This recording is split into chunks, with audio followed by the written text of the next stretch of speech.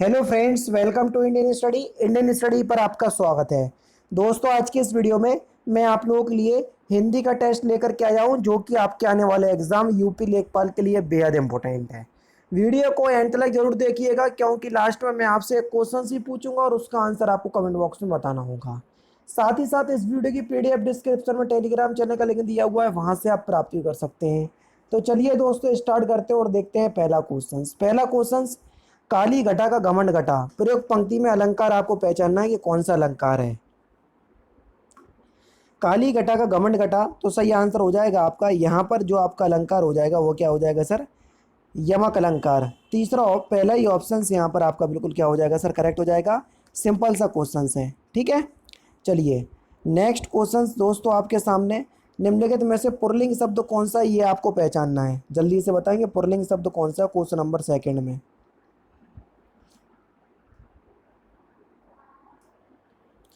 तो सही आंसर आपका क्या हो जाएगा सर, कुटुंब। कुटुंब जो है वो एक पुल्लिंग शब्द हो जाएगा। देखो, जो समुदाय वाचक शब्द होते हैं जैसे समाज, दल, परिवार, कुटुंब, वंश, कुल, ये सभी पुल्लिंग होते हैं।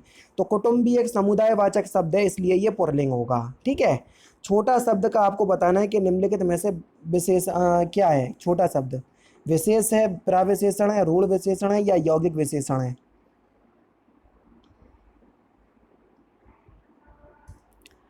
तो सही आंसर आपका क्या हो जाएगा सर, ये एक ऋण विशेषण है। अब आप बोलोगे सर ऋण विशेषण क्या होगा, देखो मैं आपको बता दूं, रचना की दृष्टि से विशेषण दो प्रकार के होते हैं, ऋण और यौगिक। ऋण विशेषण वो होते हैं जिनमें कोई विभाजन नहीं होता है, जिनको तोड़ नहीं सकते। छोटे शब्द को हम तोड़ सकते नहीं, छोड़ सकते, इसलिए जो है वो क्या हो जाएगा, ये एक ऋण विशेषण हो जाएगा। जहां उपमेय का निषेध करके उपमान का आरोप किया जाए, वहां कौन सा अलंकार होता है, तो वहां अपनुनीति अलंकार होता है। तीसरा ऑप्शन से यहाँ पर आपका बिल्कुल क्या हो जाएगा सर, करेक्ट हो जाएगा। उपमेय का निर्देश करके उपमान का स्थापन किया जाए तो अपनुति अलंकार होता है। अपनुति का अर्थ होता है छिपाना, ठीक है।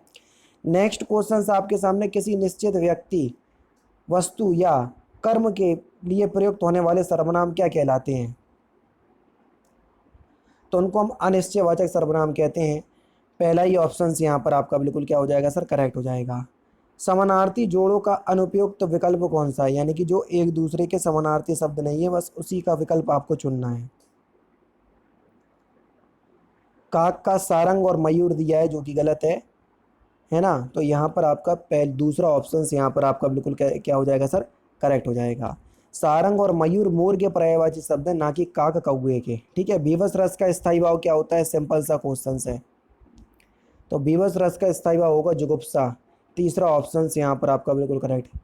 किस क्रम में वाक्य शुद्ध है, देख लीजिए। मुझे भारी दुख हुआ, मुझे बहुत दुख हुआ, ये होगा इसका सही वाक्य, ठीक है। उसके बाद है, व्याकरण के बहुत मुद्दे चिंतनीय हैं। हाँ, ये बिल्कुल सही है। दूसरा ऑप्शन यहाँ पर आपका बिल्कुल करेक्ट हो जाएगा। ये वाक्य जो है वो बिल्कुल शुद्ध वाक्य है, बाकी सभी अशुद्ध हैं। आदर देने व बड़प्पन हेतु किस वचन का प्रयोग किया जाता है।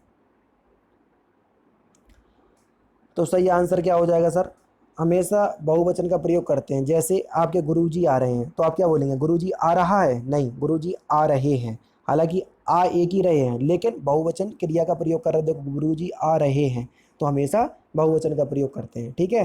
किस क्रमांक में मूर्धन्य व्यंजन है, जल्दी से बताओ।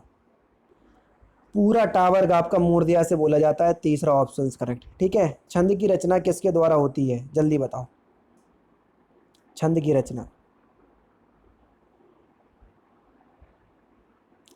तो सही आंसर क्या हो जाएगा सर, गढ़ों के समायोजन से, ठीक है। गढ़ होते हैं बहुत सारे, सगड़, यगड़, मगड़, बगड़, ये सभी होते हैं, ठीक है। उनके समायोजन से छंद की रचना होती है। बहुत सुस्ती से काम करना के लिए उचित मुहावरा कौन सा है, जल्दी से बताएं।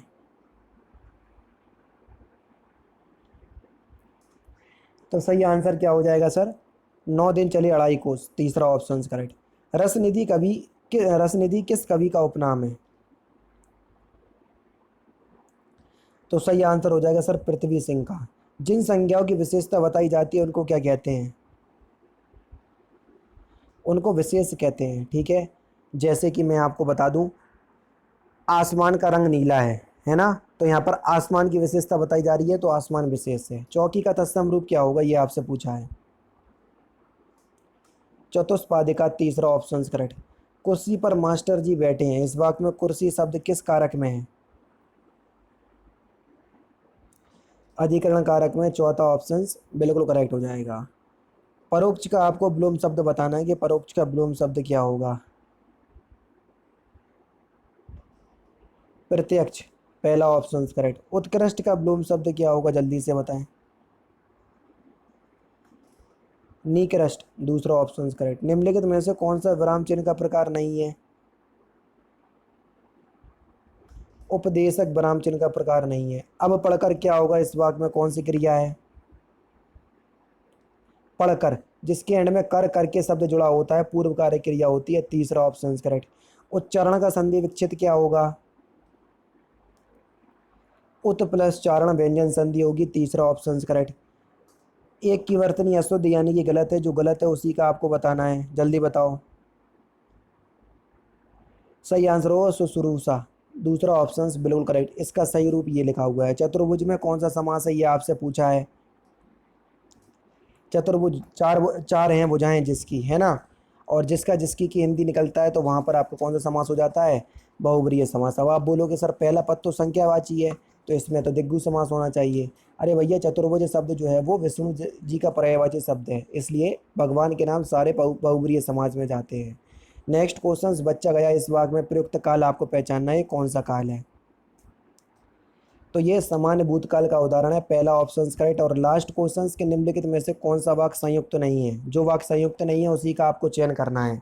तो दोस्तों ये थे आपके 25 इंपॉर्टेंट क्वेश्चंस। इस क्वेश्चंस का आंसर आप मुझे कमेंट बॉक्स में बताएंगे।